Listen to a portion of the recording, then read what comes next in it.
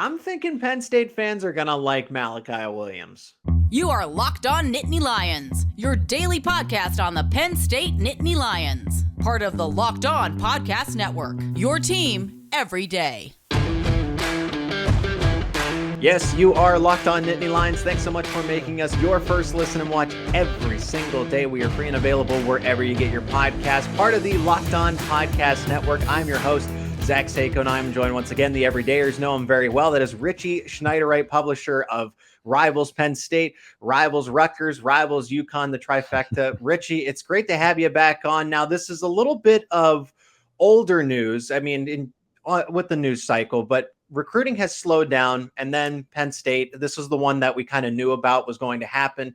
People were upset with losing the likes of Nick Marsh, Benedict Newman. I feel like Penn State made up with it by getting Mylachi Williams into the fold. I mean, this is someone that has an interesting profile, and you're the perfect person to have on to talk about what Penn State is going to get in defensive end Mylachi Williams. Now, he is set as an edge rusher for Penn State. He is he's going to be an actual defensive end, not a defensive end that moves inside to the interior. So now Penn State is actually getting some more defensive line prospects with hopefully some more on the way. But Mylachi Williams, I like this one a lot because he was someone, when you hear about his background and you hear about the recruiting stories and everything else, and you come to learn the type of player and the journey that he's had through high school, and then ultimately when he's a Penn State Nittany Lion, when he officially signs, Malachi is just a very interesting player as it is. So I'm excited about this commitment. What about you? Yeah, no, he's a freak athlete, first and foremost. And you kind of said it. He's a true edge rusher. This is a guy who doesn't have his hand on the ground. He's just he does a great job of getting to the quarterback and finishing whether it be a sack or just a quarterback hurry at this point. He is just so powerful and so strong. And the biggest thing with him is that he's not even like understanding what he's doing yet. Like he's so like new to the game, and you could see it just on his tape. He has no moves, power rush moves, nothing like whatsoever. It's all based on speed and length at the moment. And the minute he starts learning like moves to get past the offensive tackles, it's I don't even know what to say where he's going to go, but the sky's the limit for him. Yeah, he's a 4-star according to Rivals. So very, I wouldn't say highly touted, but he's highly respected. Okay. Anytime you land a player that's inside the top 250, and this is somebody that's hovered around the bottom, but I think honestly, once the rankings are finalized for the class of 2024, there's going to be more updates coming for Rivals. We've seen other industry competitors make some changes as well. But I think Mylachi Williams has a lot of potential. I mean, there was a reason that Penn State had him as high as they did on the big board. Dylan Callaghan-Crowley, of course, you know him well, and he writes for HappyValleyInsider.com, and he's everydayers know him as a guest on this show. He said, and Mylachi Williams was always somebody that was a high priority, even though some other schools, other than Notre Dame, it felt like Penn State really didn't have a lot of competition. But there were critics that said, okay, why is Penn State emphasizing someone who's really lower on the overall rankings? There's limited competition for him. Should they even be pursuing him as much as they were? And I'm going to trust the judgment of James Franklin and the scouts, who had Mylachi Williams essentially as their number 2, maybe their number 3 on their big board through this whole class of 2024 recruiting. Yeah, no, I think you're pretty spot on there. You have to just trust the staff with this one. And I mean, listen, end of the day, does he have a Rivals 250 ranking on him currently? No, he's bounced in and out of it a couple times already. But he's still a 4-star. He's still a top 10 kid in Pennsylvania. I know we have him number 9. He could probably go up a little bit more, but like I said, he's just starting to grasp how to play defensive end. The minute he learns a couple pass rush moves, that's it. This kid, like I said before, the sky's the limit. He's I think he's number 17 right now in weak side defensive ends in the country. So it's not like he's a nobody. And in terms of other offers, I know you mentioned before Notre Dame was one to keep an eye on. He had multiple Power 5 offers. It's just everyone kind of knew from the get, as soon as Penn State offered, like, there was a good chance they were going to land him. And no one really, once you hear that and other schools hear that, they're kind of like, I'm not even going to bother, because why put all this effort into a kid that's probably going to stay home anyway? Yeah, and someone who's hailing from Monsignor Bonner High School, currently listed at 6'4", 210. So we know that he is going to stay on the outside. He's going to be that traditional hand in the dirt defensive lineman. Maybe they get creative with him. I don't think they're going to have the Abdul Carter, Micah Parsons role for him. This is going to truly be more of a Chop Robinson, Adisa Isaac type of development. And but you look at someone, DeAndre Cooks, Xavier Gilliam, those guys are destined to be defensive tackles because they already are in the 250, 260 range. Naturally, they're going to bulk up to hopefully 280, 290. 300 in this case, when you're 210 pounds going into your senior season. In terms of healthy weight, right? In terms of healthy weight, he's probably going to end up being, I would say project him around 240, 250 pounds. And that's good size because Chop Robinson currently listed at 255. And as fast as he is coming off the edge, that's something that is going to be difficult to stop in the present. But ultimately what Mylachi Williams is going to do to adapt his game as he continues to advance in his college career. Yeah, I think he's definitely going to pack on weight. I think it's definitely almost, I don't want to say it's a guaranteed red shirt, but like I mentioned before, he's still lacking pass rush moves. He's still lacking weight and strength. So I think that first year is always going to be a red shirt for most guys. And that's perfectly fine, especially when you have as many defensive ends and edge rushers that Penn State does have. This is an okay situation. Now you mentioned before, like he's probably not going to be in that Micah Parsons or Abdul Carter type of role. No. But the most interesting thing about his tape is he drops in coverage so much. And I'm like, what are we doing here? We're putting this like 6'4", 210 guy in coverage. And he was able to grab 2 interceptions last season. So mind you, like he's not probably going to, I should say he's probably not going to play the Abdul Carter or Micah Parsons role at all whatsoever. But it's another unique skill set, and it kind of adds to that exotic nature of Manny Diaz's type of defense. It's not out of the realm. That's why I want to bring it up, because it is a possibility they can at least experiment with that idea. It's just that Deion Barnes was recruiting him, not Manny Diaz. So Manny Diaz, who's going after the likes of Chris Cole. I know Chris Cole just released his top 8. Jamonte Waller, who is verbally committed to Florida. Never say never, but the Gators have done well in recruiting some of these mutual Penn State targets. But when Manny Diaz is your prime recruiter, Stacy Collins, that's going to give you an indication of where these guys are going to line up, because Abdul Carter, even though he does a lot of pass rushing on third down situations, he is a linebacker after all. Yeah, I'm glad you brought that up, because a lot of people are starting to recognize this, and almost every school does it now. There's no more regional recruiters. Yeah, maybe like Terry Smith's still going to recruit like Western PA because obviously he's got connections there, deep connections there. Yeah. But at the end of the day, most of the time, these coaches, like these assistant coaches, are going to recruit their position group. So like Juwan Sider is going to recruit the running backs, hence why he recruited Quentin Martin and I'm drawing a blank here, the other running back. Quentin Martin and Corey Smith. Geez, drawing a blank there. But yeah, no, I mean, and like other guy like Poindexter is going to recruit the safeties, et cetera, et cetera, et cetera. That's just kind of how it works now. And they're always going to recruit their position groups. And that explains the Deion Barnes and Mylachi Williams at this point.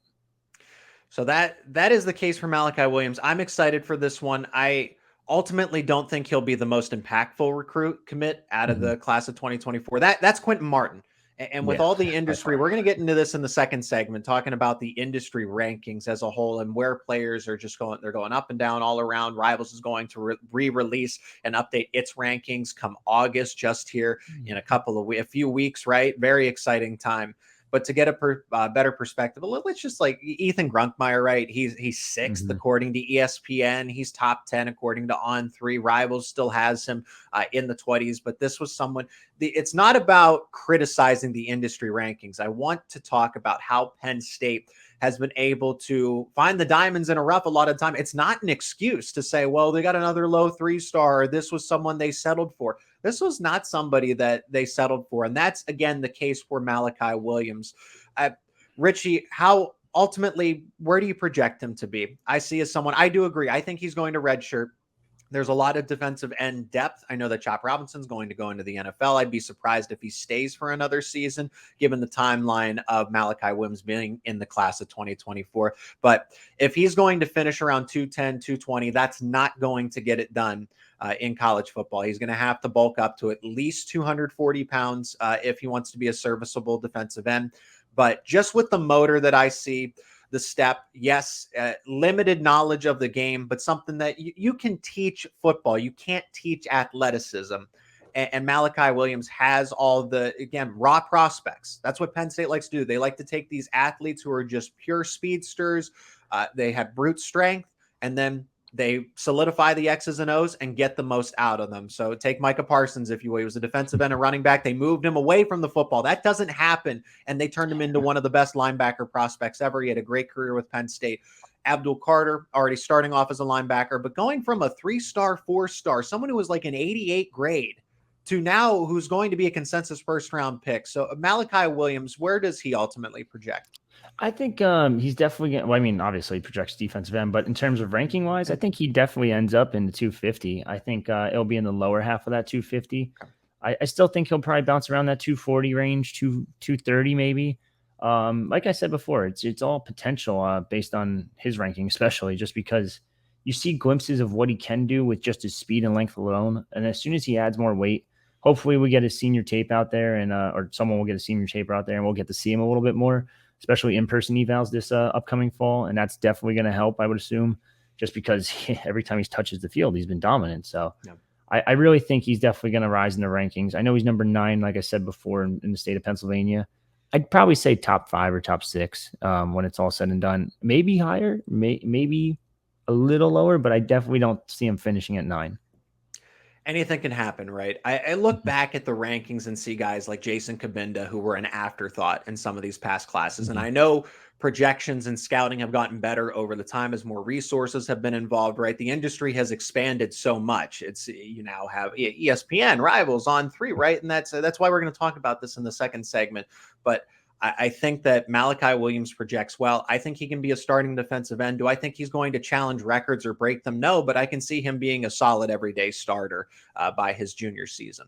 Yeah, for sure. I don't think there's any question about it, especially just like you said before, Chop's probably only going to stay one more year, if I had to guess. Who knows how long Denai Dennis Sutton's going to be on campus at this rate if he keeps progressing the way he is. And then who's next up? It might be Mylachi Williams. Yeah, just give him time, But this is somebody, Penn State fans, do not overlook Mylachi Williams. You are going to like this prospect a lot, especially if he sticks around and develop. Age of the transfer portal, never say never. But I think this is someone that has a promising future if he sticks in Happy Valley. It is Locked On Nittany Lions. We are going to talk about Penn State's path to recruiting prospects. They always seem to be the first one in the fold for these players. Oh, people who weren't ranked, they chase the 3-stars. I'm going to trust the scouting of the Nittany Lions and James Franklin. Before we get to that, let's hear from our sponsor of today's episode, and that is Bird Dogs.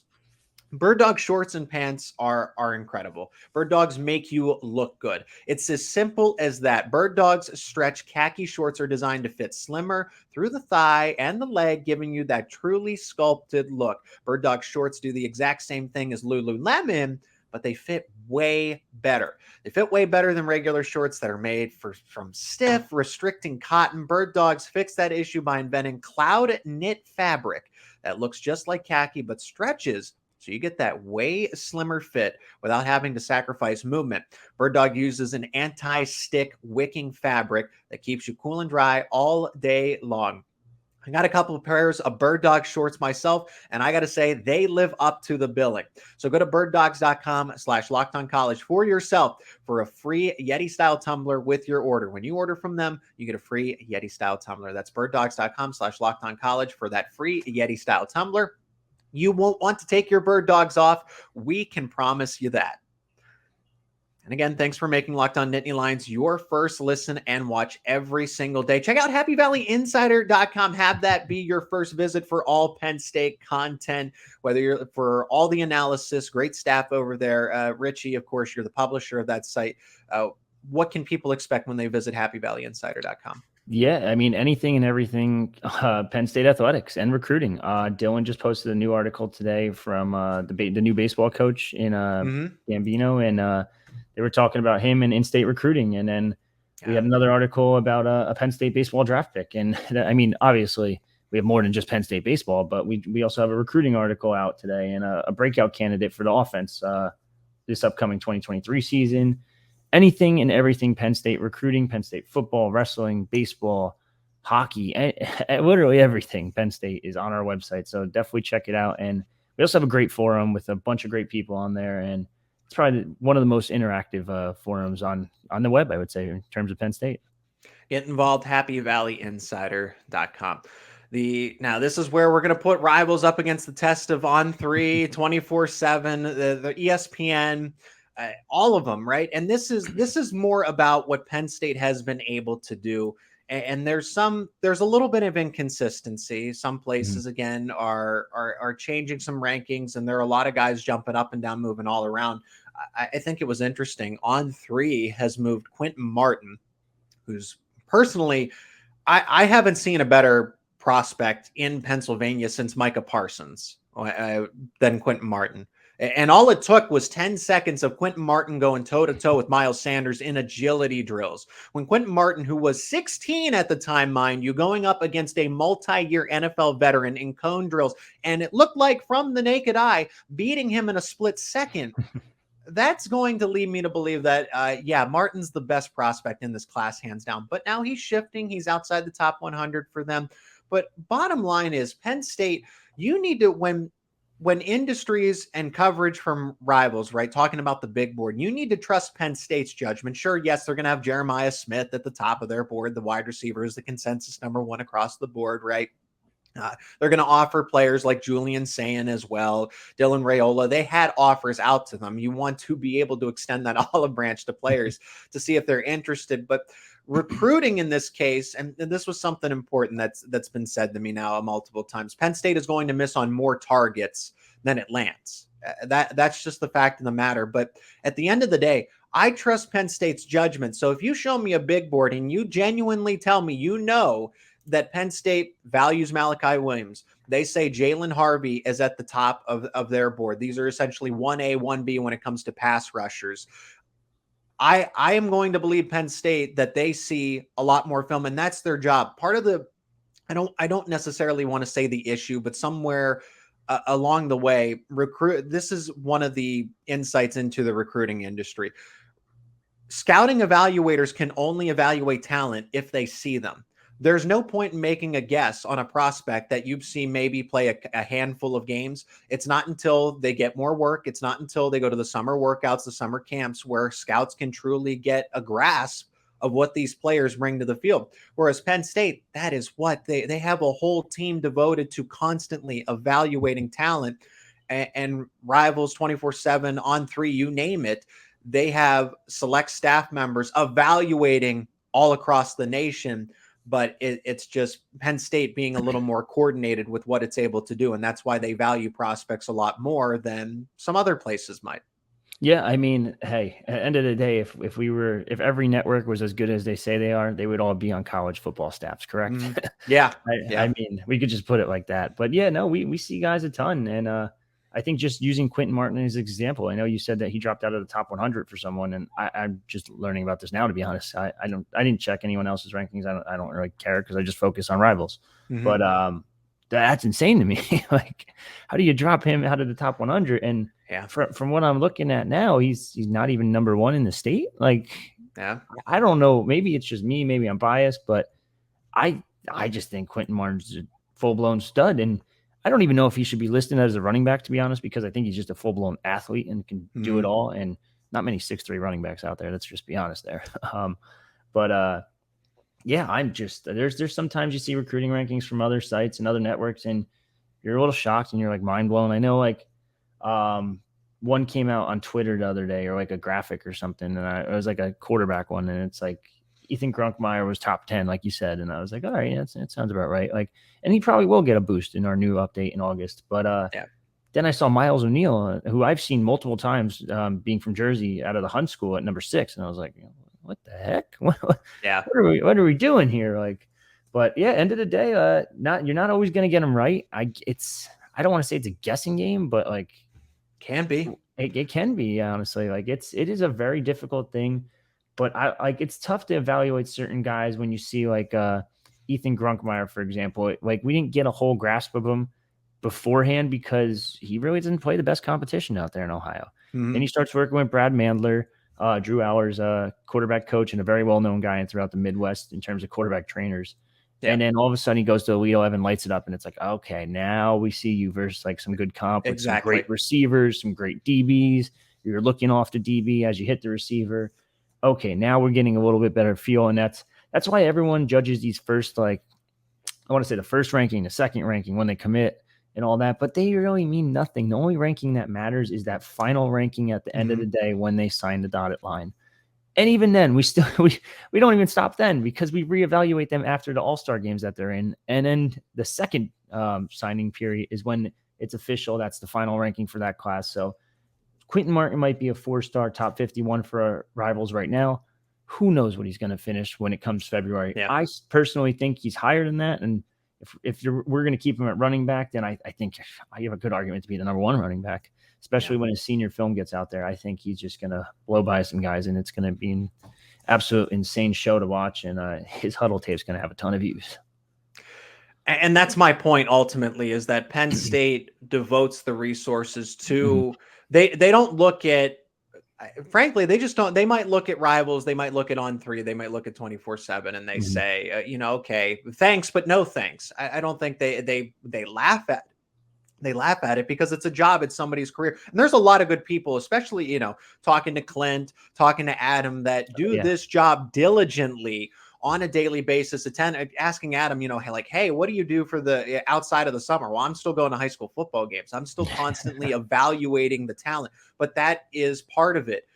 You have to watch these players to get a better understanding. So if someone's playing limited snaps at whatever high school XYZ, okay, it doesn't really matter.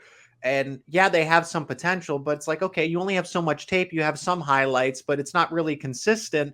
And then maybe in the playoffs, they didn't play as much. Then they go to those camps and it's like, okay, now you're starting. So it's just these kids also, part of the reason the ones that are ranked higher is because they've just had more opportunities to showcase their skill set. Yeah. I mean, look at Chimdiona, for example. That's a 2023 class. He's a guy that I don't think anyone was talking about whatsoever.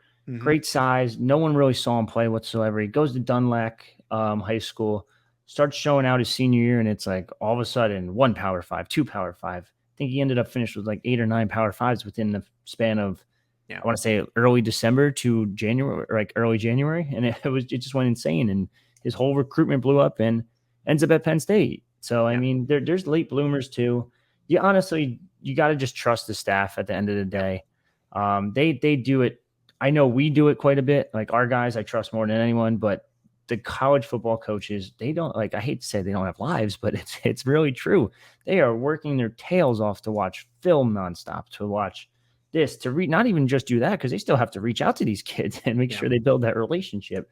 So their phones, I've seen, I forget what it's called, like those data things that tell you like every day how many hours a day you've been on the phone. And I've seen college coaches show me, and they're like, yeah, look at this one. And I'm like, see, you're on the phone for 19 hours today? What the heck are you doing? It's like, I'm just calling, man. Like that's what this, I dedicate my Wednesdays to just calling people and texting and making sure I check in with every coach and player and assistant and what anyone under the sun that deals with these kids. Like I'm reaching out to mom, dad, etc. I don't leave my office until about like 10 p.m. I'm like, what time you going? He goes 5. And I'm like, that's just, you're insane. Like you're absolutely insane. So, and then they'll dedicate a whole day to just watching film and evaluating. And that's how they build their big boards. They all bounce ideas off of each other. And it's like, I like this kid better. Oh, why do you like that kid better? And they all sit in a room and build that big board together. And that's kind of how things get started. Like I'm sure the 2024 big board's done. 2025 is probably built too. Yeah, I wouldn't be shocked if they're already halfway done with the 2026 board at this point, just because that's the way it works. It's a fun process.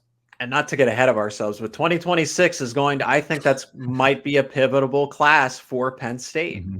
Yeah, just saying. I mean, it all depends on what happens this season and next season. Yeah, and it could just explode.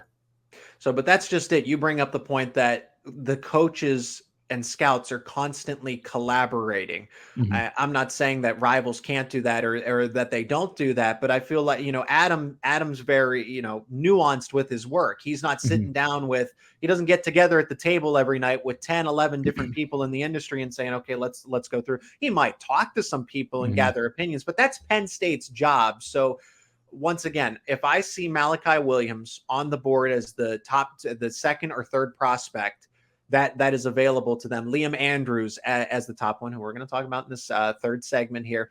But according to the industry, outside the top 100, once upon a time, they were unranked and practically never heard of, but Penn State had been recruiting them for 4 or 5 years.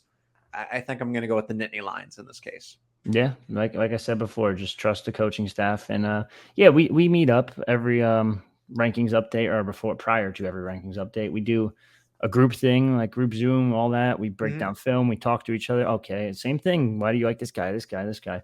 But at the end of the day, we have our separate jobs too. So like we have to dedicate our own things to our own time to other things as well. So it's not the same as the coaching staff, but like I said, if everyone that was a recruiting analyst was as good as they say they are, they'd all be on college football staffs. So that's how valuable it is. But yeah, definitely a good point, Richie. Before we move to this final segment about Liam Andrews, who sounds like he's going to be making a commitment in the not too distant future. But where can people keep up with what you do? Either happyvalleyinsider.com, on our forums, the Lion Den forum over there is it's pretty active. We're talking about everything Penn State every day, whether it be recruiting scoops, team scoops, or just average Joe talk. To be honest, we're talking about what's going on over at Northwestern, which not going to get into, but everything college football is talked about on that board. So definitely check us out on there, and then obviously on Twitter at Rivals Richie. I tweet everything about the Northeast, like Zach said before. I run multiple sites throughout the Northeast, so if you have any questions about recruiting, feel free to DM me one day or tweet at me, and I'll do my best to answer. And then also check us out at Penn State Rivals on every social media platform. We are now on Threads, which it is what it is at this point. And I'm just going to keep adding new platforms and new apps to my phone. But we're on Threads, Twitter, TikTok, Instagram, etc., Facebook. Just reach out on Penn State Rivals, and definitely check us out and check out some of our work, and give us some feedback. And if you like what we do here at Locked On Nittany Lions, keep following along, subscribe wherever you get your podcasts, and of course to the YouTube channel. In this final segment, Liam Andrews, we've raved a lot about Mylachi Williams being Penn State's one of top 3 targets remaining. Jalen Harvey's that other one, essentially a 1A and a 1B. But Liam Andrews is the consensus number 1 target at this point for Penn State. He's been relatively quiet about where he's going to land. Penn State, South Carolina, Wisconsin in the fold. It seems like it's really going to be down to the Nittany Lions and South Carolina, but it sounds like some good news could be on the way once again, Richie. Yeah, spot on there. So we're by the time this comes out, it'll probably be future casted. But we're future casting Liam Andrews to go to Penn State.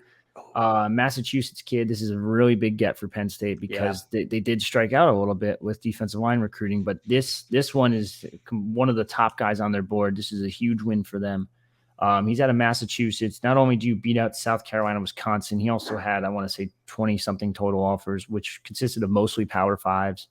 And you get back in that New England area, which you've been recruiting really well if you're the Nittany Lions coaching staff. So he actually, not sure when he's going to make a decision, but it does sound like the Nittany Lions are in the lead, and it has to come this July, I found out. So there's this weird deal between him and his coaching staff over at Dexter, or the administration or whatever. He has to make a decision by July in order to graduate for January, early enroll. So, I mean, it's already July 11th. So when we're recording this, it has to come within the next 2 weeks, or 3 weeks, whatever it is. And we'll just wait and see when. But I definitely think that he's going to end up with Penn State, it seems like. And this is according to Rivals, and the rankings are going to be updated. But I think Liam Andrews is already in a solid spot. Fans should be excited about this. The number 2 prospect in the state of Massachusetts. This is somebody, Caleb Brewer's the exception, because he's going to be listed as that jumbo athlete, tight end, offensive line, defensive line. But once again, Penn State looking for diversity of skill set. And that's what Liam Andrews brings to the table. Someone who right now is going to project, as you mentioned, at defensive tackle, but could play offensive line because he is listed on Rivals as an OT, 6'5", 270 pounds, really good size, and someone who could be that anchor. That Penn State fans, I get it. All the comments I see every time, they're desperate for a big defensive tackle. Well, this is it right here, folks. This is him if Penn State can land him ultimately. Well, you got to be careful when you say this is him now, because it has different terminology amongst the kids, and he is him, and blah, blah, blah. But yeah, Oh, no, he fits the bill of that. You want this high yeah. profile, big defensive tackle who's got good mobility, but still able to because they're undersized. Remember, Richie, the interior defensive lineman is undersized. Well, I don't want to sacrifice athleticism for size here, but Liam Andrews has a blend of both. Yeah, I mean, you're spot on. A 6'5", 270 kid right away. And you get to pair that not only with a DeAndre Cook, who's 6'4", 260, and going to pack him on too. Mind you, they're not the 300-pound road grader, run stopper guys that are the old school people, but he'll pack on the pounds. I'm not worried about that at all whatsoever. Now, he's very adamant that he wants to play defensive line in college. Does he stick there? I think he has a good shot of sticking there, but either way, I mean, if it doesn't work out there, you just flip-flop him. Put him on the offensive side, but he's just got a mean streak to him, man. He is just one heck of a kid to watch on tape. And again, this is a kid who's not playing the best competition, being that he's up in Massachusetts. But number one, you trust the staff's evals. You trust our evals. It's a 4-star top 200 kid, and he's just mean, so mean in the trenches, and that you can't ask for anything more when you have a guy, especially along the interior, that has that mean streak that he brings. Excited for this one if and when Penn State ultimately lands him. I'm glad that because it seemed like with the recruitment of a lot of other players, Richie, Penn State had one of the first initial visits, had the early visit, then players took those visits to competing schools. And it seemed like whoever was last in line got that commitment from that player. Let's take Nick Marsh, for example, right? Michigan State. Let's take Jamonte Waller. I know that he was pressed to get a commitment on that visit, but he did. He went to Florida, and it ultimately was the last one. But my point is, Liam Andrews came to Penn State first, went to Wisconsin and South Carolina last in the rotation, and it sounds like he's coming back around to Penn State. So that kudos to the staff for basically bucking that trend of players come to Penn State first. They're wowed. They're number one on their personal big boards, right? Liam Andrews, Jamonte Waller. We all heard good things that these prospects really liked Penn State. Then they went elsewhere and they said, you know what? This place feels like home. Whatever, that's fine. But I think that Penn State deserves a lot of credit here for not being in that same situation again, where Liam Andrews comes to Penn State first, goes elsewhere to visit, and then doesn't commit to those places. He comes back to Happy Valley. Yeah, I think you got to give a big shout out to Deion Barnes here, because it wasn't looking pretty at one point. I want to say maybe a month ago, there wasn't many defensive linemen, if any defensive linemen committed, now that I'm thinking about it. And he's turned that completely around between Mylachi Williams, between DeAndre Cook, now Liam Andrews potentially, and you get him, and that's the cream of the crop right there. So you're landing a good majority of your top-ranked defensive linemen, and this is just a huge coup by the staff. And like you mentioned, he took visits to Wisconsin and South Carolina, and everyone was saying South Carolina, South Carolina, South Carolina. As soon as he didn't commit on the first visit to Penn State, people were saying South Carolina, and they worked their tail off, and they just kept recruiting him and sold him on the Nittany Lions program, and now he sounds like he's going to end up at State College for his playing days. Well, we said wide receiver. June was going to be the month of the wide receiver, and now July is looking to be the month of the defensive lineman with DeAndre Cook, Malachi Williams, and then ultimately until it's official. But fans can be excited about this, the prospect of this. And Penn State currently sitting at number 7, still solidified in the top 10 for right now. And if you continue to add these commits, we had an episode, go check it out, about flipping certain targets that Penn State will have to do if they really want to stay inside the top 10. But that's what it's going to take. The summer is going to cool off a little bit here, but the fall, temperatures are going to be a little warmer than expected with the recruiting battles that Penn State's going to have to win. So, Richie, I appreciate the perspective as always. Of course, Penn State basketball content is going to be coming up on the show on happyvalleyinsider.com as well. Excited for that, especially coming away from Penn State basketball's media day with Mike Rhodes and some select players. Yeah, excited to see what we produce on the basketball front, but also I know you mentioned they're number 7 right now, and that's without Liam Andrews. So let's just wait and see what happens here. It's getting closer and closer to the top 10 class again, and they're on the verge of it. So let's see what they can do over the next couple months, especially fall when they host a couple of kids for that whiteout game, and we know how that always plays out. There's always at least 1, maybe 2 flips per game, I want to say. So we'll wait and see what happens. Richie, always appreciate the time. Can't wait to do this again very soon. Yeah, thanks for having me, Zach. Hopefully we'll do it again real soon. Thanks again for making Locked On Nittany Lions your first listen and watch every single day. If you like what we do here at Locked On Nittany Lions, we appreciate the support. Follow us on Twitter at Locked On Nittany and my personal account at Zach_Seyko, and continue to follow along and subscribe wherever you get your podcasts and, of course, on YouTube.